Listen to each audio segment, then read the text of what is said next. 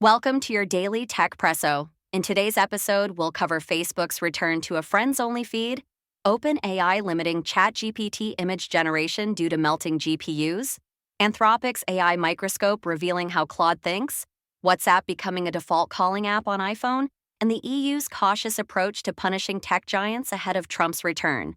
Facebook is bringing back its original focus with a new Friends tab rolling out in the US and Canada.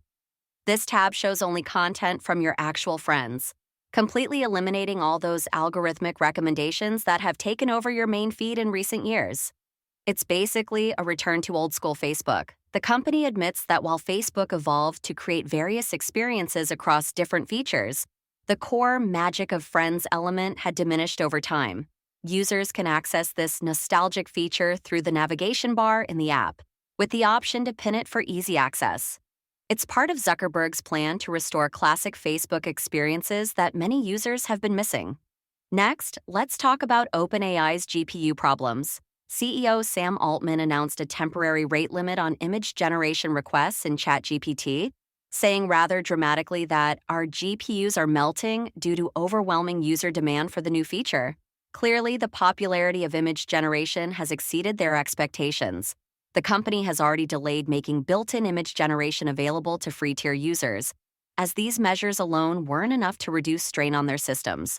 According to Altman, these temporary safeguards will hopefully be lifted soon as OpenAI works to increase processing efficiency.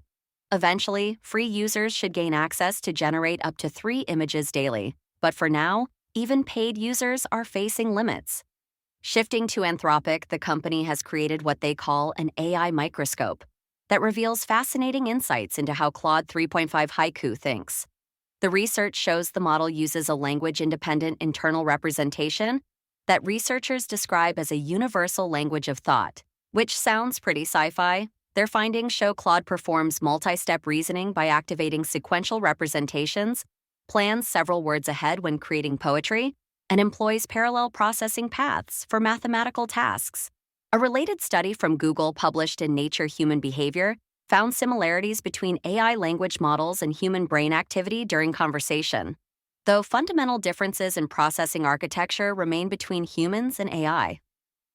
Moving on to messaging news, WhatsApp's latest iOS update now enables iPhone users to set it as their default app for calls and messages. This means phone numbers can be automatically dialed through WhatsApp instead of the iOS phone app, which could be a game changer for people who primarily use WhatsApp for communication. While the option to choose default iOS apps was initially developed to meet European Union requirements, Apple has made this functionality available to all iPhone users worldwide with iOS 18.2.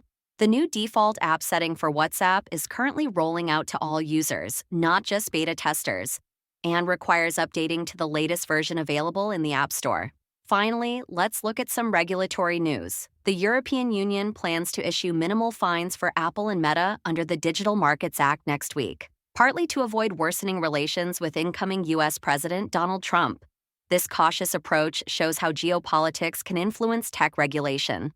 Apple will face penalties over App Store rules that restrict developers from directing users to external offers, while Meta must revise its pay or consent model for data tracking. Despite the DMA allowing fines of up to 10% of global turnover, the European Commission is pursuing significantly lower penalties as the regulation is new and decisions may face court challenges. Thanks for listening to today's Techpresso. We'll be back tomorrow with more fresh tech news to start your day. See you tomorrow for the Daily Techpresso.